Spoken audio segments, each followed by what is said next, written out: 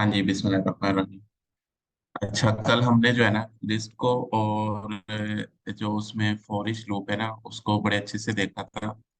और समझने की कोशिश की थी कि भाई ये जो लिस्ट है या कलेक्शन है, ये क्या काम करती है और कैसे करती है। और इसके बाद जो है ना हमने फॉर ईच को देखा था कि भाई अगर उसमें से अब उसको आइटरेशन के तौर पे लिस्ट में से यानी कलेक्शन में से डाटा लेना हो तो वो कैसे लेते हैं हम। ठीक है, तो इसके अलावा दो तीन चीजें ग्रुप पे शेयर हुई थी। एक तो ये चीज कि हमने उसके बाद वार भी देखा था, ये वार से रिलेटेड थी कि जो वार है वो रिटर्न टाइप में नहीं आ सकता। ठीक है, और अगर हम इसको थोड़ा बहुत सोचे भी ना तो उसकी रीजन ही यही है कि वार ने अपने आप को डिस्क्राइब करना होता है कि मैंने रिटर्न टाइप कौन सी रखनी है, यानी कि अपने वेरिएबल की है जिसके पहले वो लगा हो, और वो रिटर्न टाइप उसी लाइन में डिसाइड होनी चाहिए। ठीक है, लेकिन जबकि यहाँ पे ये जो हम रिटर्न लिखते हैं या कुछ भी लिखते हैं वो काफी देर बाद जाके डिसाइड हो रहा होता है। तो इसलिए जो है ना, यानी कि यहाँ पे वॉर यहाँ पे भी नहीं यूज होता और एज अ पैरामीटर भी नहीं यूज होता। पैरामीटर क्यों नहीं यूज होता? क्योंकि यहाँ पे ये डिस्क्राइब भी नहीं हो रहा कि इसके अंदर वैल्यू कौन सी है। क्योंकि ये वैल्यू तो जब आएगी ना जब ये रन टाइम पे कॉल होगा ये फंक्शन। अगर ये फंक्शन कॉल ही नहीं होगा तो इसका मतलब है कि ये वार डिसाइड ही नहीं कर पा रहा कि भाई हमने इसके अंदर डाटा टाइप कौन सी रखनी है। तो वार ने उसी लाइन पे, यानी कि कंपाइलर का ये काम होता है कि जहां पे उसे वार मिलेगा उसने उसी लाइन पे जो है ना डिसाइड करना है कि जिस वेरिएबल के लिए वार लगा है उसकी डाटा टाइप क्या रखनी है। ठीक है, अगर वो उसमें यानी कि किसी भी केस में उसमें डिस्क्राइब नहीं कर पा रहा ना तो इसका मतलब है कि वार जो है ना किसी भी यानी कि और जगह पे नहीं आ सकता। इसकी मैं एग्जांपल देता हूँ कि ये तो चलो एक तरह था ना कि वार नहीं आ सकता, लेकिन अगर मैं यहाँ पे इसके एक वार का वेरिएबल लेता हूँ जो कि एबीसी होता है, ठीक है, और मैं इसके अंदर कह लो कि एक फंक्शन कॉल करता हूँ टेस्ट वन का, इसी तरह करके उस फंक्शन में प्लस करता हूँ टेस्ट टू को। ठीक है, और जो इनका रिजल्ट आएगा उसको कन्वर्ट कर देता हूँ मैं टू स्ट्रिंग में। तो वार जो है ना इसे कंप्यूट कर लेगा कि भाई यानी कि पहले वो ये वाला फंक्शन कॉल करेगा फिर ये वाला फंक्शन कॉल करेगा, क्योंकि इसकी जो रिटर्न टाइप होगी प्लस इसकी जो रिटर्न टाइप होगी अगर दोनों की सेम होगी वो उनको प्लस कर देगा और उससे टू स्ट्रिंग में कन्वर्ट करके यहाँ पे कंपाइलर कंपाइल टाइम पे इसकी डाटा टाइप को डिस्क्राइब कर लेगा कि क्या होगी, स्ट्रिंग होगी। ठीक है, लेकिन इस केस में जब तक हम इससे वैल्यू पास, और वैल्यू पास कब होगी, रन टाइम पे होगी, not compile time. Run time पे जब ये फंक्शन कॉल की बारी आएगी, ये चीज हम देख चुके हैं कि भाई लाइन बाय लाइन यानी कि कंपाइलर चलता है और लाइन बाय लाइन जब फंक्शन कॉल होते हैं जब उसकी बारी आएगी रन टाइम पे ये चीज डिसाइड होगी कि इसके अंदर वैल्यू टाइप क्या जा रही है। हो सकता है वो यहाँ पे यूजर से इनपुट ले, इनपुट जो है ना यूजर इसके अंदर इंटीजर कर दे। ठीक है, तो एज पर यानी कि वहां पे कौन सी वैल्यू जा रही होगी, इंटीजर जा रही होगी, तो ये रन टाइम पे डिसीजन है। ठीक है, तो रन टाइम पे इन ऐसी चीजों को हैंडल करने के लिए जो है ना वो डायनेमिक यूज होता है। लेकिन डायनामिक को हम डीपली आगे देखेंगे, अभी इस पे जाने की जरूरत नहीं है। लेकिन है ये कुछ इसी तरह की चीज, यानी कि कह रहा हूँ कि मेन जो कंसेप्ट यानी कि समझा जाता है ना कि ये कि भाई डिफरेंस जो है ना वॉर और डायनेमिक में डिफरेंस क्या है। एक्चुअली डिफरेंस यही है कि जो वॉर है वो कंपाइल टाइप पे डिसाइड कर लेता है कि भाई जिस वेरिएबल को वो डिस्क्राइब कर रहा है उसकी डाटा टाइप क्या है। ठीक है, लेकिन वो रन टाइम पे नहीं कर सकता। और रन टाइम क्या चीज होती है? जब हमारा कोड रन हो रहा हो। ठीक है, अब ये वाले जो फंक्शन कॉल है ये एक एक तरह की यानी कि कह लो कि जो जो इनकी रिटर्न टाइप होगी कंपाइल टाइप डिसाइड हो रहे हैं, लेकिन इसके अंदर जो पैरामीटर पास हो रहे हैं उनकी टाइप क्या है, ये कब कॉल होंगी, हो सकता है ये ना कॉल हो। यानी कि इधर मैं कोई कंडीशन लगा दूं कि भाई इंटीजर इनपुट ले यूजर से। ठीक है, ये यूजर से इनपुट लेना में आता है, तो इधर यूजर से इनपुट ले और इधर इफ कंडीशन लगा दूं इनपुट इक्वल इक्वल है अगर वन के, तब जो है ना ये वाला फंक्शन जो हमने अभी इधर बनाया हुआ फंक्शन फेबिनोची, ये वाला फंक्शन जो है ना तब ये वाला फंक्शन कॉल हो। तो इसका मतलब है कि ये इस कॉल की जो फंक्शनैलिटी है या ये कॉल फंक्शन की जो कॉलिंग है ये डिसाइड हो रही है रन टाइम पे। रन टाइम पे भी जब जब ये यूजर अगर इसमें वन इंटर कर दे। ठीक है, यानी कि कंपाइल टाइम पे कंपाइल इसे डिसाइड ही नहीं कर पा रहा कि ये मैंने कॉल करना है कि नहीं करना। लेकिन अगर मैं ये यहाँ पे डायरेक्ट लिख देता हूँ ना, तो कंपाइलर इसे कंपाइल टाइम पे डिसाइड कर पाएगा कि ये फंक्शन तो कॉल होगा ही होगा। कॉल हालांकि बेशक ये रन टाइम पे होगा, लेकिन एटलीस्ट कंपाइलर इस चीज को डिसाइड कर पाता है। तो इस तरह करके ये रन टाइम और कंपाइल टाइम में ये डिफरेंस होता है। कंपाइल टाइम वो चीज होती है जो कंपाइलर कंपाइल करते हुए चीज को डिसाइड कर पाए। ठीक है। अब हमने ये जो फंक्शन ओवरलोडिंग पढ़ा है, वो फंक्शन ओवरलोडिंग क्या है कि कंपाइल टाइम पे कंपाइलर डिसाइड कर पाता है कि मैंने कौन सा फंक्शन कॉल करना है।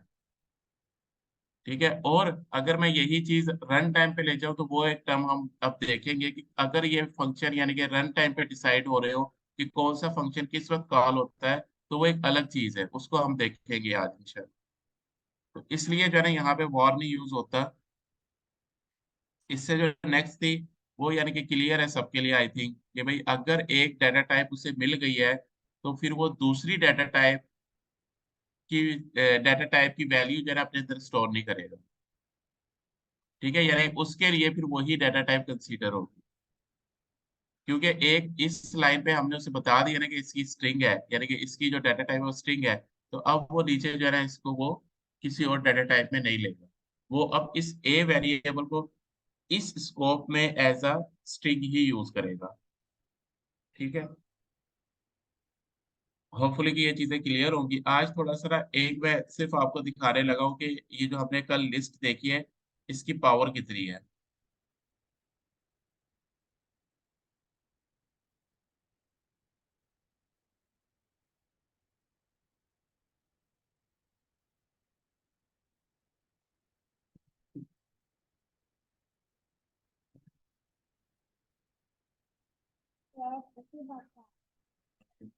स्टॉप स्टॉप वन रिड्यूस वाली। अच्छा।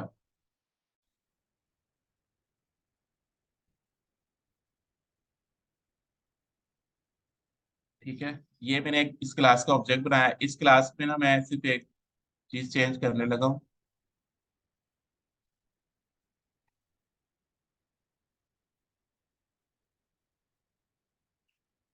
यहाँ पे मैं ना रोल नंबर की जगह सैलरी लिखने लगा हूँ।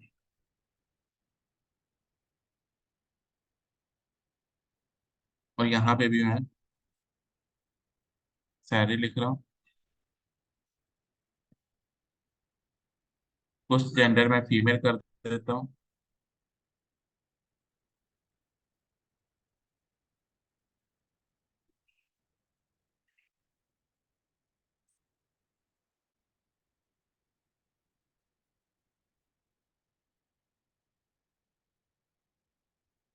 और यहाँ पे सैलरीज भी लिख देता हूँ।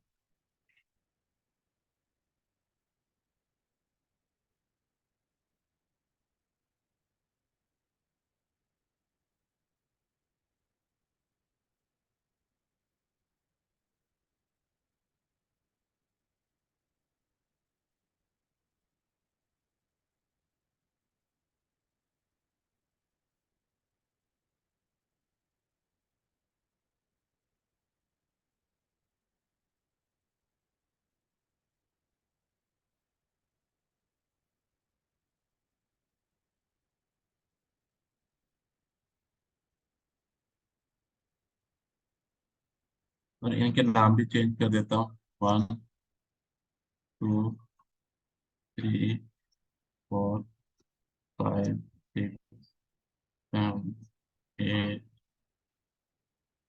9। चलो। अब एक बार जो है ना मैं इसकी अब इसकी हमें नीड नहीं है, ये चीज हमने देख ली थी। यहाँ पे रोल नंबर नहीं है, सैलरी है।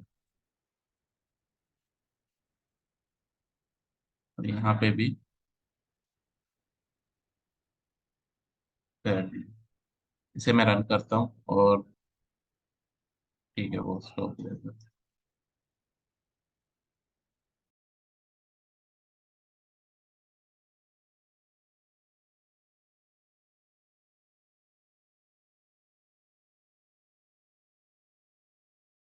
ठीक है। इसमें ना किसी को आई डोंट थिंक सो कि कोई ऑब्जेक्शन होगी कि भाई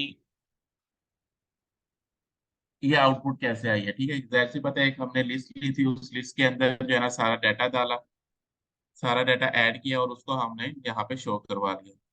अब देखो जो काम मैं इसमें करने जा रहा हूँ ना एज पर कंडीशन, वो काम हम पहले किसी भी ऑब्जेक्ट में या किसी भी किस्म की डाटा टाइप में नहीं कर सकते थे। और वो क्यों काम किया, इसलिए जो है ना ये लिस्ट इतनी फेमस हो गई है और हर कोई यानी कि कलेक्शन को यूज करता है। वो काम क्या है, फॉर एग्जाम्पल मेरे पास रिक्वायरमेंट आती है कि भाई जो मेरे पास लिस्ट है ना उसके सिर्फ फीमेल जो है ना डिस्प्ले कर दो कि भाई इसके अंदर फीमेल कितनी है। तो मैं क्या करूंगा यहाँ पे वॉर वेरिएबल लिया मैंने, वेरिएबल का टाइप का नाम रख दिया मैंने कि भाई फीमेल लिस्ट के नाम से। अब मैंने इसमें से सारी फीमेल को फिल्टर करना है, तो मैं कैसे करूंगा। मैंने यहाँ पे लिस्ट आ गया डॉट, देखो ये वेयर का एक क्लॉज आ गई, ठीक है। वेयर किया,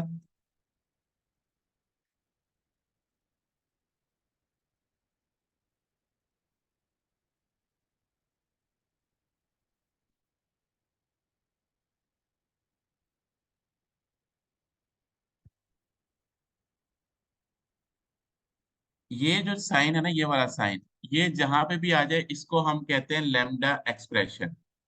ठीक है, ये विजुअल स्टूडियो 2015 में नहीं 12 में आया था। ये इसे कहते हैं lambda expression.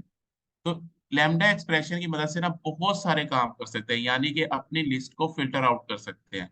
Same like Excel में जब हम फिल्टर अप्लाई करते हैं तो ऊपर फिल्टर आ जाता है ना, फिल्टर वो चूज करता है कि भाई कौन सा फिल्टर यानी कौन कौन सी रो आपने सेलेक्ट करनी है।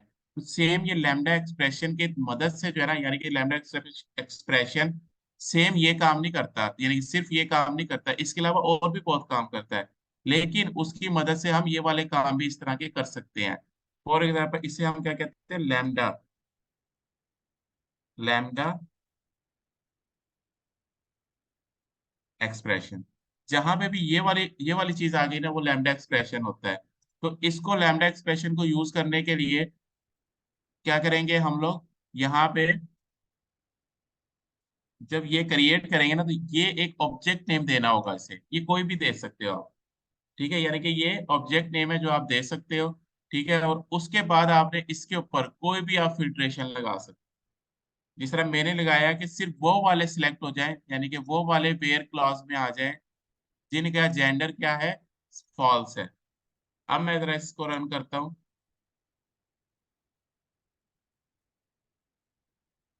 चलिए अभी भी सारे आ गए, तो आई थिंक यहाँ पे मुझे सेलेक्ट का फंक्शन लगाना चाहिए था।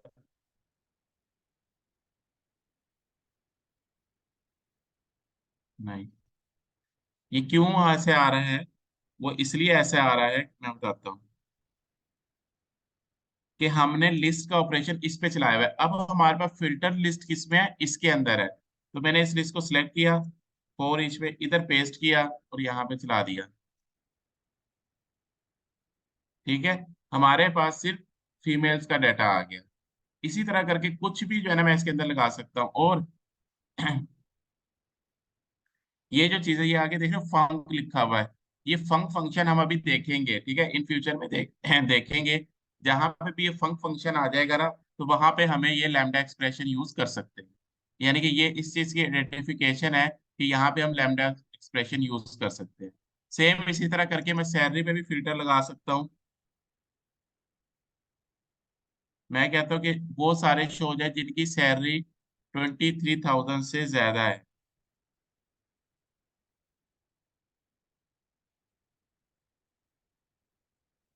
ठीक है, तो वो सारे हो जाएंगे। इधर मैं इस लिस्ट को नाम चेंज कर देता हूँ सैलरी लिस्ट। ठीक है, और इसको मैं यहाँ पे रिप्लेस कर देता हूँ।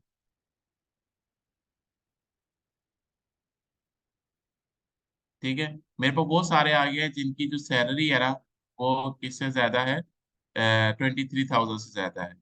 तो ये एक लिस्ट की बहुत बड़ी जो है ना पावर है कि ये इस तरह करके ना हम इसे फिल्टर कर सकते हैं। और इसमें यहाँ पे बहुत ज्यादा फंक्शन है इसके, इसको फिल्टर कर सकते हैं, यूनिक है। और इसके अलावा सर्च इसके अंदर कर सकते हैं हम लोग, इसके अंदर चेक कर सकते हैं, कंटेंट चेक कर सकते हैं, इसको कॉपी कर सकते हैं, काउंट गेट कर सकते हैं। तो इस तरह करके ना इसके अंदर बहुत ज्यादा फंक्शन है, फाइंड कर सकते हैं।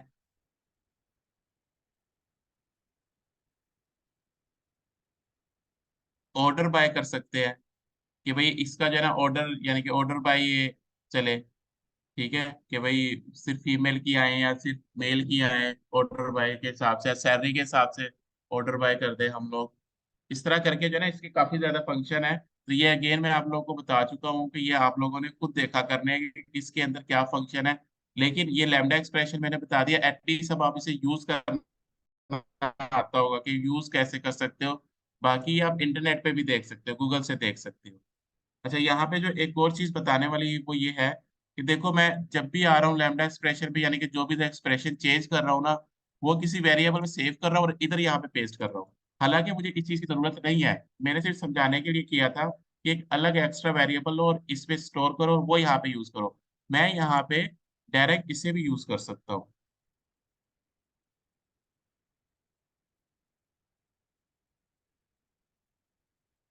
ठीक है, फॉर एग्जाम्पल मैं यहाँ पे डायरेक्ट इसे यूज कर लेता हूँ कि मेरे पास ऑर्डर बाय, क्या नाम है, ऑर्डर बाय, क्या, चलो ऑर्डर बाय कर लेता हूँ, सैलरी वाइज सबको ऑर्डर बाय कर लेता हूँ।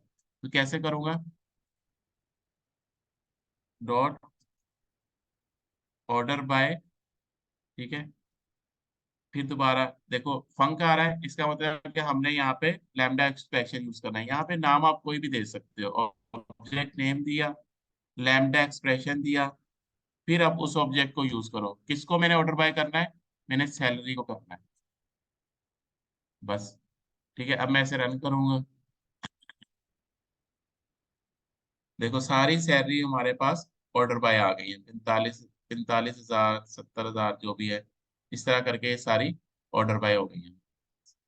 तो इस तरह करके ना, ये लिस्ट का सबसे पावरफुल कह लो कि यूज है कि हम उसको किसी भी तरह मैनिपुलेट कर सकते हैं अपने डाटा को। यानी कि जो भी हमारे पास कलेक्शन में डाटा है, यूजिंग लैम्डा एक्सप्रेशन या इसके जो और फंक्शन है उनको यूज करते हुए हम इसको बहुत ज्यादा पावरफुल बना सकते हैं। ठीक है, यानी कि ऑलरेडी पावर वो हम अपने लिहाज से कर सकते हैं। तो अगर इसमें किसी को कोई कंफ्यूजन है तो ये, क्योंकि हम क्लोज करने लगे हैं ऐसे, तो अगर यानी कि कह लो कि कभी भी आपको अब इंटरनेट पे जाके आपने लिखना हो कि भाई how to select this record from list, तो ऑब्वियसली वो आपको इस तरह का कुछ देगा। तो एटलीस्ट अब आपको ये अंडरस्टैंड हो गया है कि भाई किस तरह करके हम इसको यूज करेंगे। कि भाई जहाँ पे फंक आ जाएगा, फंक फंक्शन हम बाद में देखेंगे, लेकिन जहाँ पे फंक आ गया वहां पे हमने क्या करना है, यूज लैम्डा एक्सप्रेशन यूज करना है। और लैम्डा एक्सप्रेशन यूज कैसे करेंगे कि ये इसका ऑब्जेक्ट है और यहाँ पे इसका आगे वो आ गया। हाँ, इसमें एक और चीज भी है। फॉर एग्जाम्पल मैं कहता हूँ कि वेयर क्लास सिलेक्ट हो, इसे मैं डब्ल्यू अप कर देता हूँ क्योंकि मैं नेमिंग कन्वेंशन थोड़ा सा वो करता हूँ कि जिनकी सैलरी 23,000 से ज्यादा है एंड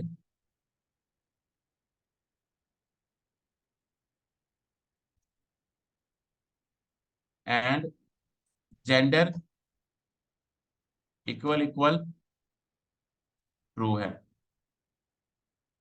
ठीक है, सिर्फ मेल जिनकी सैलरी 23,000 से ज्यादा है वो शो। देखो वहां वापस वही चीज रिपीट हो रही है अब कि भाई कैसे, यानी कि एंड ऑपरेटर यूज होते हैं लेफ्ट साइड और राइट साइड, दोनों का जो कॉम्बिनेशन आएगा, यानी कि जब ये भी ट्रू हो और ये भी ट्रू हो, वो वाले कलेक्शन जो है ना इस पूरी कलेक्शन में सिलेक्ट हो जाएगी। ठीक है, और अगर मैं इसका रिजल्ट देखूं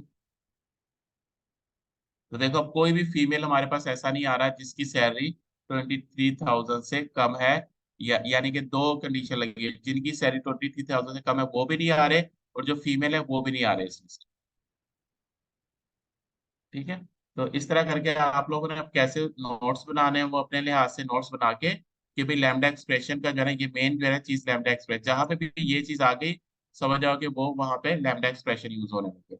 और उसको कैसे यूज करते हैं कि उसका ऑब्जेक्ट लेफ्ट साइड पे होता है और राइट साइड पे उसकी कंडीशन होती है। ठीक है, इसमें किसी की कोई क्वेश्चन हो या कोई क्यूरी हो, ये मैं आप लोगों को टीम पे व्हाट्सएप पे शेयर कर देता हूँ, अगर कोई क्वेश्चन है तो वो पूछ ले।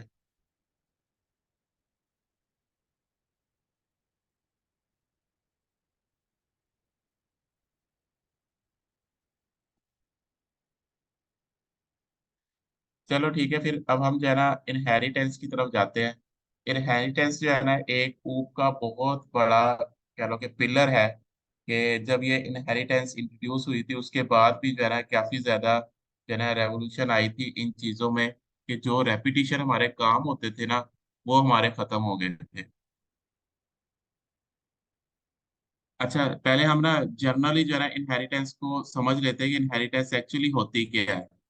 ठीक है, अगर हम एज अ ह्यूमन बीइंग भी जाएं, यानी कि इसको देखें कि जो इंसान जो है ना, यानी कि कह लो कि इंसान की जो जो जिधर वो रह रहा है इस लैंड में, तो अगर देखा जाए ना, सब चीजों को निकाल दे हम सब, सिर्फ सिर्फ पहले दो चीजें ले, तो दो चीजों में आती है लिविंग थिंग और नॉन लिविंग थिंग, यानी कि ऐसी चीजें जो जिंदा रहती है और ऐसी चीजें कि जो है ना, यानी कि कह लो कि एक तरह का जिंदा नहीं होती, लेकिन उनका कोई ना कोई बस वजूद है बस। ठीक है। अब हम सिर्फ कैटेगराइज करते हैं अभी सिर्फ कि जो चीजें जिंदा रहती है, उसमें अगर हम देखें ना, तो उनकी पहली खासियत क्या है कि वो सांस लेती है। ठीक है, यानी कि उनके अंदर कुछ ना कुछ है जिससे वो चीजों को फील करती है या सांस लेती हैं। तो उसके अंदर अब अगर हम कैटेगराइज करें ना, तो वो हमारे यानी कि कह लो कि ह्यूमन भी आते हैं और एनिमल आते हैं। ठीक है। इसके बाद अगर हम सिर्फ ह्यूमन पे बात करें, तो उसके अंदर आप देखोगे ह्यूमन की अपनी खासियत आती है कि भाई यानी कि उनके अंदर जो है कह लो कि देख सकते हैं, देखने के लिए उनके पास जो है ना आंखें होती हैं, सुन सकते हैं, उनके पास उसके कान होते हैं। अब तुम ये देखो कि ये चीजें किससे क्या है, इनहेरिट हो रही है, यानी कि ऐसी चीजें जो लिविंग थिंग है वो इनहेरिट हुई कि भाई वो क्या करती है, सांस लेती है।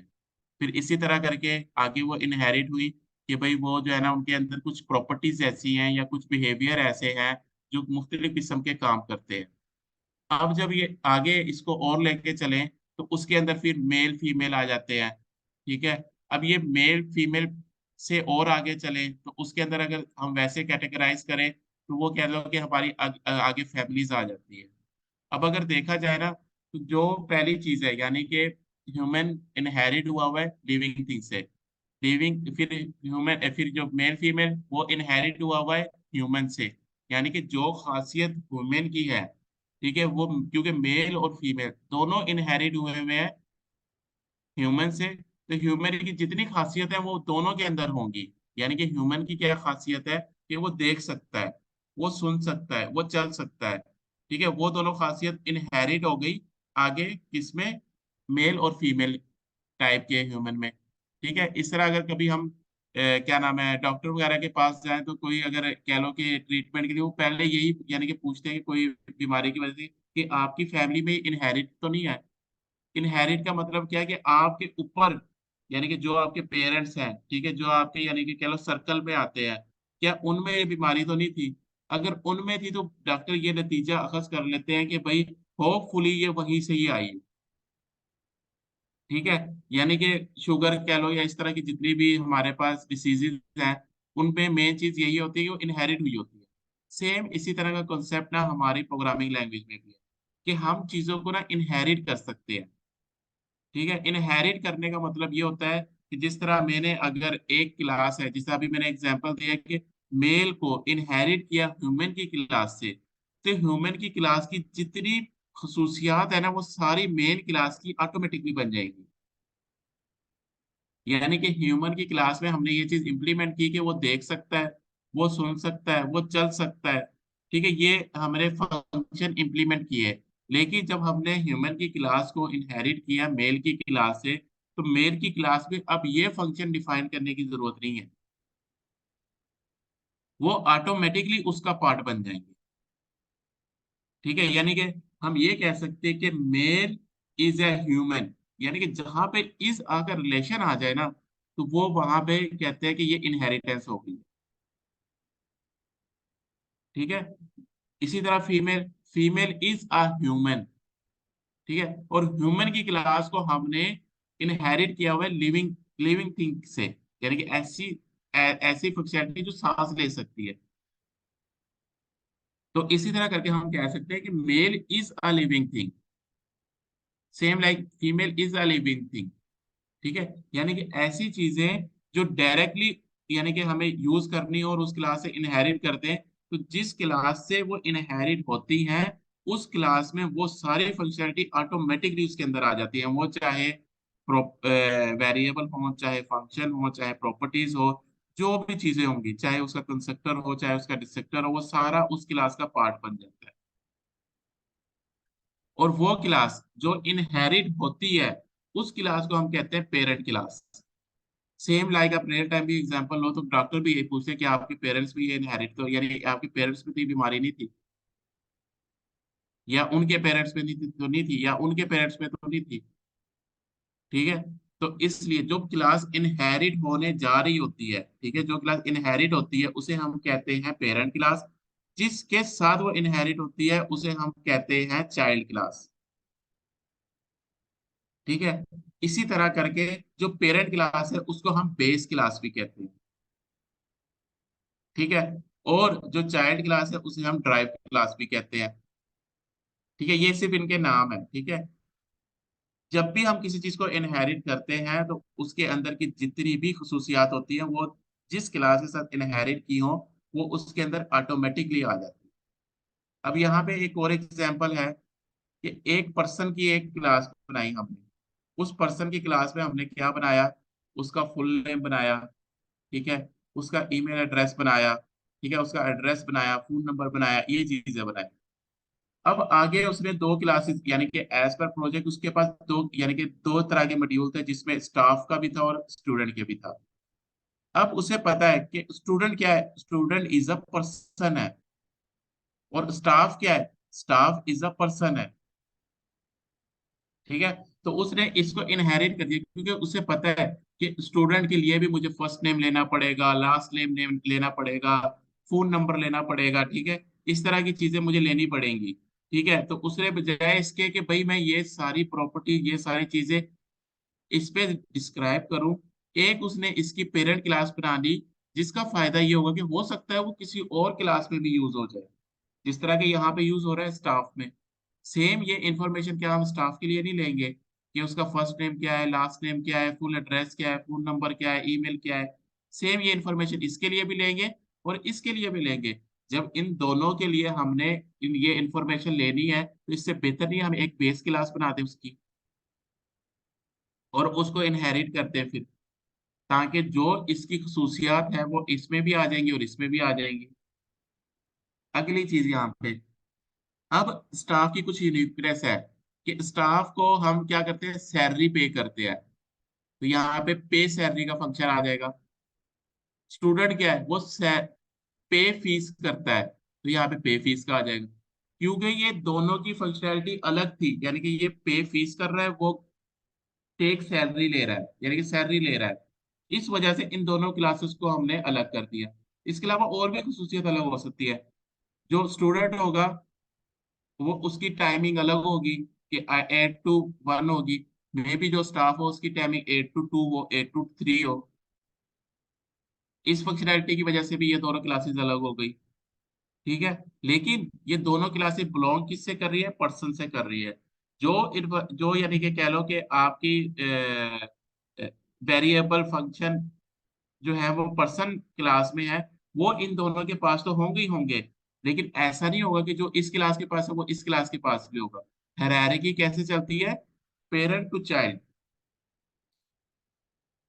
कभी भी चाइल्ड टू पेरेंट नहीं जाएगी वो।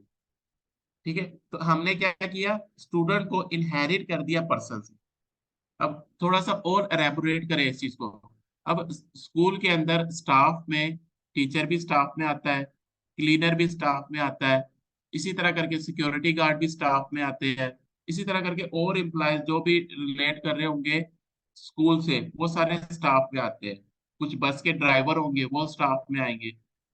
लेकिन इधर यहाँ पे एग्जाम्पल ली हुई है सिर्फ दो और की, एक टीचर की और एक क्लीनर की।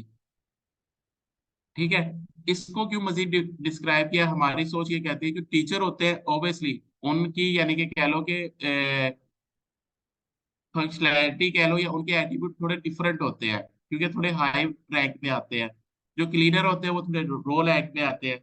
लेकिन अगर देखा जाए तो वो होते स्टाफ ही है, क्योंकि वो भी ये भी सैलरी ले रहे हैं। जो हमने स्टाफ की फंक्शनैलिटी डिस्क्राइब की है कि वो सैलरी लेंगे, ये भी सैलरी ले रहे हैं और ये भी सैलरी ले रहे हैं। ठीक है। लेकिन हो सकता है इनकी टाइमिंग डिफरेंट हो, इनकी टाइमिंग डिफरेंट हो। ठीक है। तो अगर मैं अब यहां से कहूं cleaner is a staff, true है। Teacher is a staff, true है। सेम इसी तरह मैं ऐसे कह सकता हूँ cleaner is a person, true है। But teacher is a person, ये भी ट्रू है। क्या ये बात ट्रू हो सकती है पर्सन इज अ क्लीनर? नहीं, मे बी और मे नॉट बी।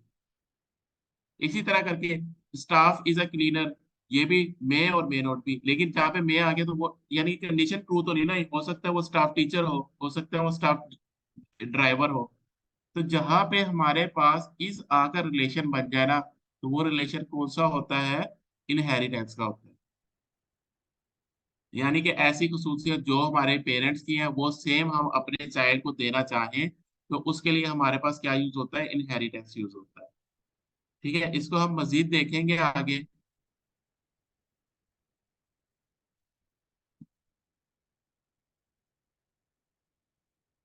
हाँ, एक चीज ये है, दो लिमिट यानी कि सबसे बड़ी जो लिमिटेशन है ना, जो मस्ट भी जो है ना, कह लो कि इस पॉइंट को डिस्कस किया जाता है, वो ये है कि सी शार्प जो है ना, एक से ज्यादा क्लासेस को इनहेरिटेंस अलाउ नहीं करती। ये सी शार्प की खसूसियत है, हालांकि जावा की भी यही है। ठीक है, लेकिन ऐसी लैंग्वेजेस एग्जिस्ट करती हैं जो मल्टीपल इनहेरिटेंस अलाउ करें। मल्टीपल इनहेरिटेंस क्या है? कि टीचर को मैं इनहेरिट कर लूँ स्टाफ के साथ भी, और टीचर को मैं इनहेरिट कर लूँ स्टूडेंट के साथ भी। ये अलाउ नहीं करेंगे। ठीक है, इसी तरह करके टीचर को मैं इनहेरिट कर लूँ स्टाफ के साथ, और टीचर को इनहेरिट कर लूँ क्लीनर के साथ, ये अलाउ नहीं करेगा। ठीक है, तो मल्टीपल इनहेरिटेंस जो है ना, वो शीशा पर अलाउ नहीं करती। इनहेरिट सिर्फ वो एक ही क्लास से होगी।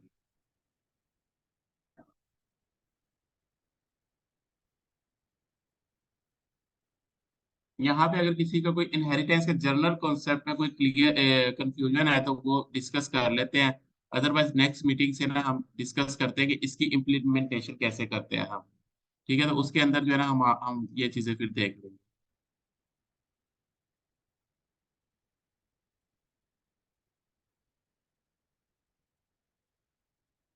नहीं, इनहेरिटेंस हमेशा टॉप टू बॉटम होती है।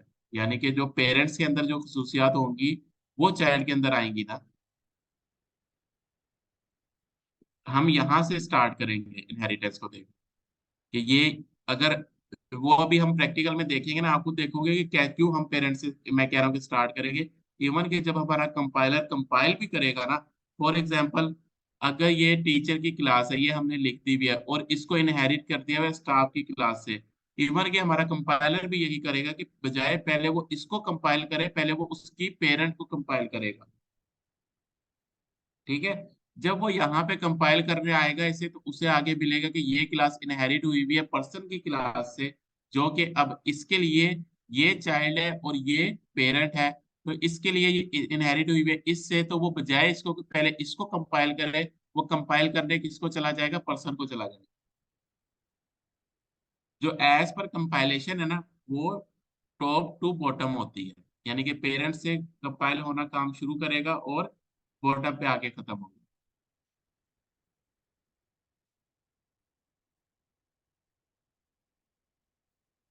और किसी का कोई क्यूरी हो तो वो डिस्कस कर ले जनरल इनहेरिटेंस के लिहाज से। अदरवाइज जो है ना, हम 10:40 पे दोबारा मीटिंग रिक्वेस्ट भेजते हैं।